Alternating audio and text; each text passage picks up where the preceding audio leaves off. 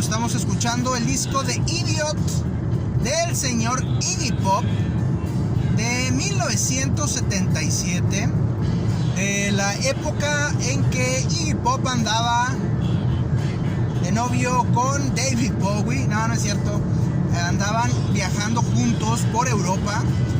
Se quedaron específicamente a vivir un tiempo en la ciudad de Berlín. Bowie había concebido la idea de Berlín como un lugar en la orilla del mundo. Obviamente era la orilla de Occidente, y ahí estaba el muro de Berlín dividiendo Occidente de Oriente, dividiendo el llamado mundo libre de la dictadura comunista. Entonces en esa época se van Bowie, se va Iggy Pop, se reúnen por allá con Brian Eno, y Bowie lanzaría su trilogía de Berlín, así llamada, con discos como el Low, que me encanta, es de mis discos favoritos, discos como el Heroes y el Lodger. Y en el caso de David Bowie, se dice que la trilogía de Berlín realmente comienza con The Idiot de Iggy Pop, aunque yo diría que incluso comienza desde 1973 con el disco Berlín del señor Lou Reed. Y también por ahí está el Taking Tiger Mountain by Strategy de Brian Eno, precisamente, que ya planteaban ideas que Bowie utilizaría. Como ya sabemos, le gustaba tomar elementos de todos lados y transformarlos. Lo utilizaría para su trilogía. Y bueno, precisamente Iggy Pop, de alguna forma, David Bowie quería ser Iggy Pop, y a su vez utilizó a Iggy Pop para empezar a experimentar. Por eso estos sonidos poco comunes en la época de Idiot, que el mismo Iggy Pop describiría como una mezcla de Kraftwerk, la genial banda alemana de krautrock, y de James Brown, el amo y señor de la música funk. Se dice que Ian Curtis, el vocalista de los Joy Division, que se suicidó ahorcándose, estaba escuchando The Idiot y estaba viendo la película Stroisek, del maestro, del amo y señor del cine, del mejor cineasta que existe, el señor Werner Herzog. Y bueno, vamos a hablar de las expectativas, de cuando las expectativas de algo son muy altas y no se cumplen, y viene la gran decepción.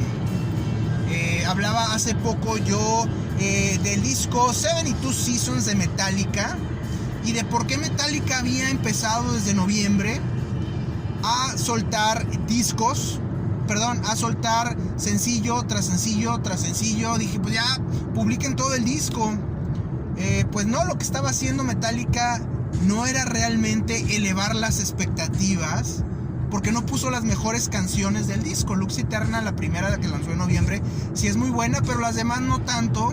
Y lo que hizo fue ir poco a poco reduciendo las expectativas. Las expectativas le han jugado muy mal a Metallica. Cada disco que han sacado desde el Master of Puppets han encontrado que las expectativas de sus fanáticos, de sus fans de Hueso Colorado, son muy altas, no alcanzan a cumplir y se convierte en decepción y en enojo por parte de los fans. Entonces creo que esta vez Metallica tuvo una buena estrategia, la utilizó, la aplicó bien, y creo que eso va a ayudar a que 72 Seasons, que no es un disco tan bueno, tenga un buen acogimiento y se ha tomado como parte de la buena racha que lleva a partir del Dead Magnetic, Hardwired to Self-Destruct, y ahora 72 Seasons. Hay que recordar que cuando Barack Obama llegó al poder, las expectativas que levantó, esa manera diferente de hacer política en aquel tiempo, de utilizar las redes, de que el cuate era una persona de color, las expectativas que Barack Obama levantó en Estados Unidos fueron tan altas Y pues la realidad, la política la conocemos, es el arte de prometer y no necesariamente de cumplir. Y bueno, todas las expectativas de lo que pasaría con Barack Obama eran tan altas que lo que pudo hacer Barack Obama, medianamente bueno, se empequeñeció enormemente, se volvió enana la actuación, se volvió enano el desempeño de Barack Obama contra el tamaño monumental de las expectativas que los votantes de Estados Unidos tenían hacia él.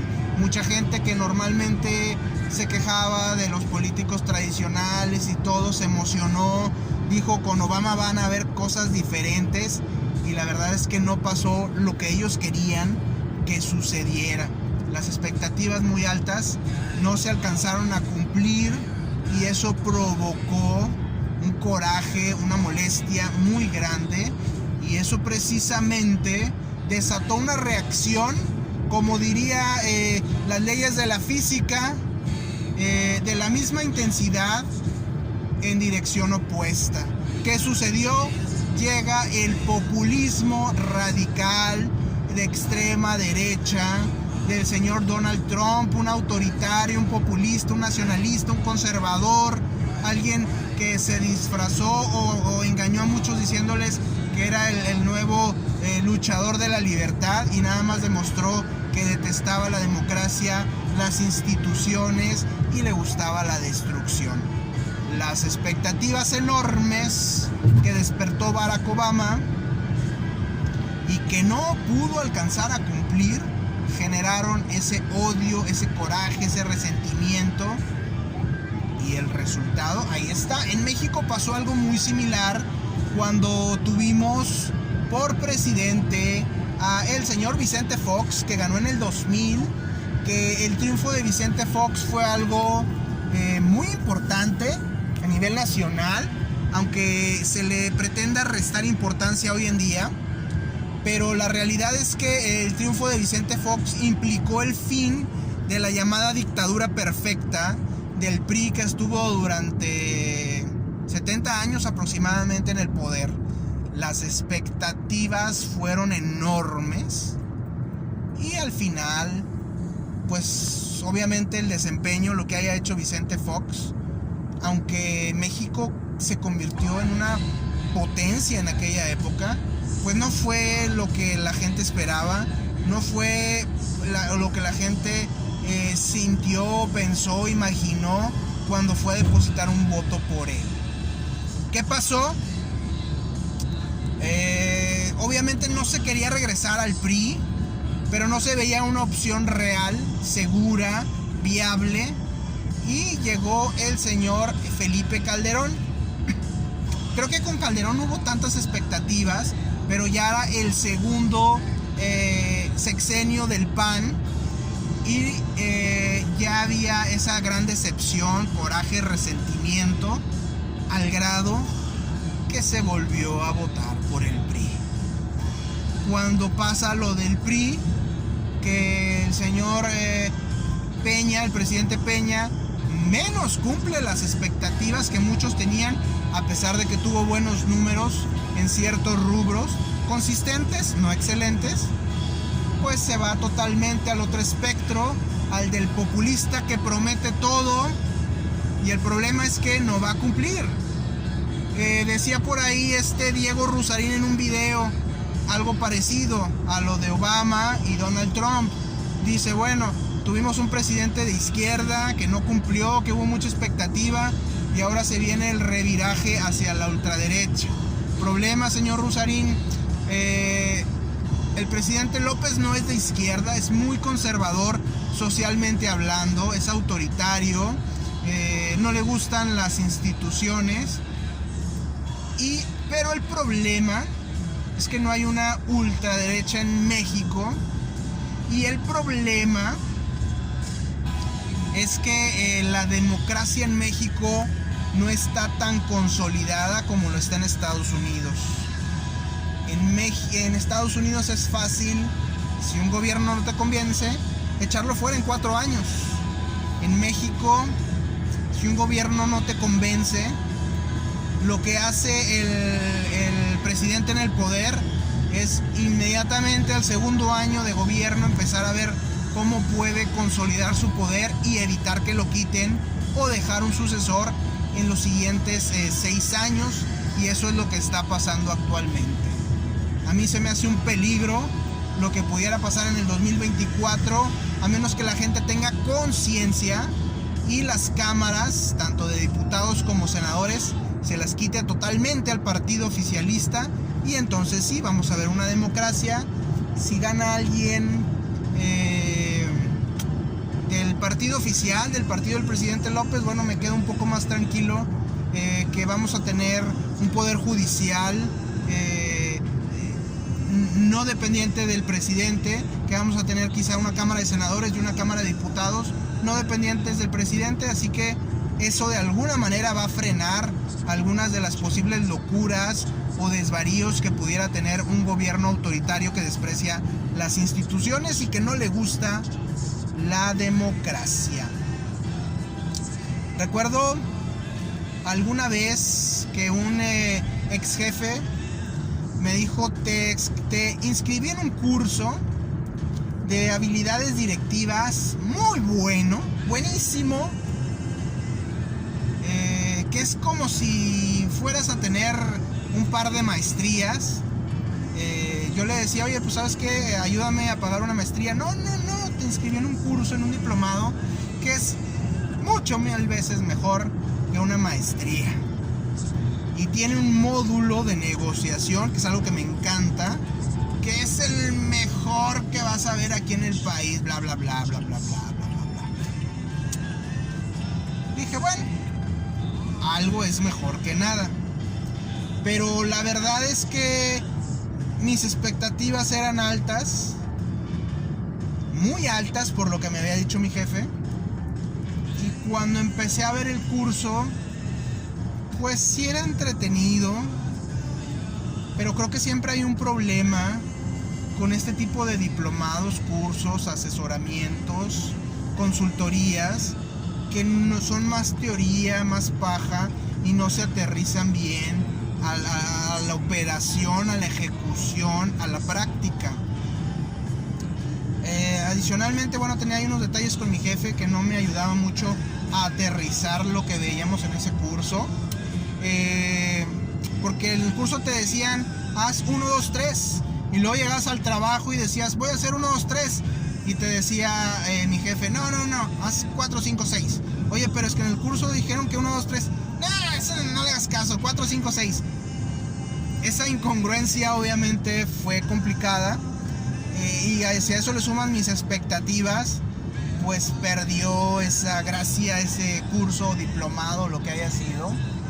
Y el tema peor fue que cuando llegamos al módulo de negociación, que era el que yo dije: esto es lo mío, este es el paraíso, este es el Valhalla, este es el Nirvana, y veo al facilitador, como le dicen, que supuestamente era un genio de la negociación, y empieza a dar toda su materia, todo su curso, y era un pinche mugrero. La verdad lo digo porque así era un pinche mugrero. Fue el módulo más decepcionante de todos los que vimos en el curso, y era el que yo quería que realmente fuera lo máximo, y fue un pinche mugrero. Decepcionante a más no poder. La negociación vista de un punto de vista totalmente teórico, totalmente impráctico, pura paja, pura teoría, puro bla bla bla. El cuate no sabía negociar una chingada. Pues obviamente sí, a partir de ahí, y no fui el único, porque mucha gente también tenía esta expectativa y se fue perdiendo módulo tras módulo, pero para mí eso fue como que lo que le dio la estocada a ese curso, a ese diplomado. Fue lo que de plano dije, a partir de ahí me desconecté. Y bueno, los otros módulos no estuvieron tan buenos, pero el hecho de mi expectativa era muy grande, no la cumplió el curso ni el diplomado, y ese tema de ese módulo, para mí la expectativa era enorme, y fue como si se cayera un pinche avión del cielo y se estrellara contra el suelo. Totalmente. Un Zeppelin de plomo, como diría el señor Jimmy Page y Robert Plant de Led Zeppelin. Mucho ojo cuando busquen su pareja. Hay que entender que no es la persona que les va a resolver la vida. No es una persona mágica, no es el amor de su vida, no es el príncipe azul, no es la princesa Peaches.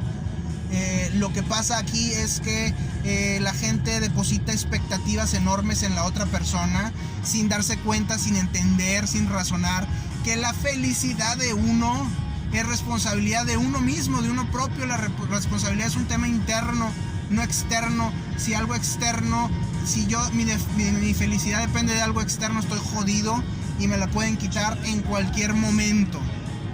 Entonces creo que el problema que hay actualmente con muchos matrimonios, con muchos noviazgos que al final no funcionan, es que las expectativas sobre la persona son enormes y no se vale ni ser tan ingenuo para depositar esas expectativas en alguien más, ni ser tan injusto como para ser responsable a alguien más de esas expectativas, de nuestra felicidad, de nuestro futuro.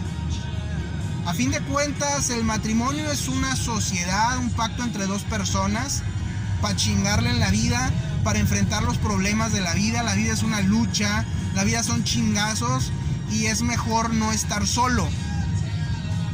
Es difícil esa correspondencia con tres personas, por eso el matrimonio es de dos. Sean hombre y mujer, sean hombre y hombre, sean mujer y mujer, lo que sea. Pero sí, la vida es más fácil si la llevamos entre dos. Pero si cada quien se hace responsable de su propia felicidad, y si no somos tan miserables como para colgarle la responsabilidad de hacer felices a la otra persona, ni ser tan ingenuos ni tan idiotas como The Idiot de Iggy Pop para pensar que la otra persona es mágica y nos va a resolver la vida. Por eso se vuelve un problema el noviazgo y el matrimonio, etcétera, etcétera. O que digan, es que cuando lleguen los hijos, ni madres, güey. Tú eres el único responsable de tu felicidad y olvídate de esas mamadas, de las expectativas. Olvídate de las expectativas. Concéntrate en tener esas bajas expectativas, echarle ganas. Ojo, tener bajas expectativas no significa ser mediocre. Tus objetivos tienen que estar altos y tienes que chingarle.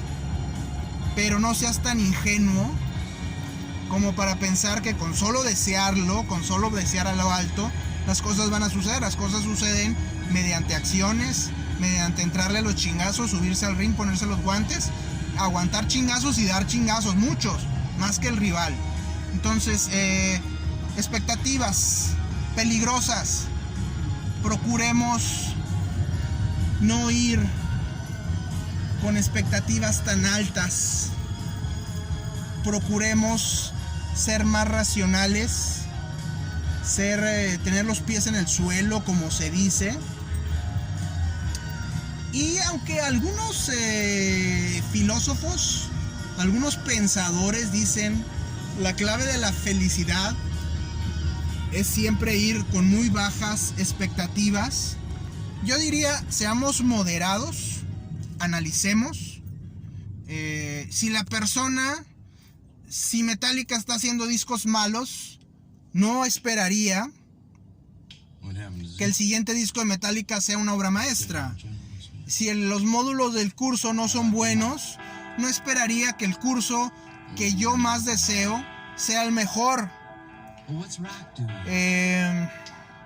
Si la persona con la que me voy a casar no le echa ganas a la vida, no le intereso como persona, no se preocupa por mí, pues a la chingada. Esperas que esa persona luche contigo hombro a hombro, como decían los cómics de Spider-Man, que luchaba Daredevil y Superman, Daredevil y el Hombre Araña hombro a hombro, así como el matrimonio de Batman y Robin. Bueno, no sé si estén casados o no, ¿verdad? Pero la lucha se vive mejor entre dos, pero tiene que ser pareja, los dos tienen que tirarle chingazos. Así que bajas expectativas, moderemos expectativas, seamos más razonables para que haya menos decepción, menos desencanto, menos enojo y menos furia.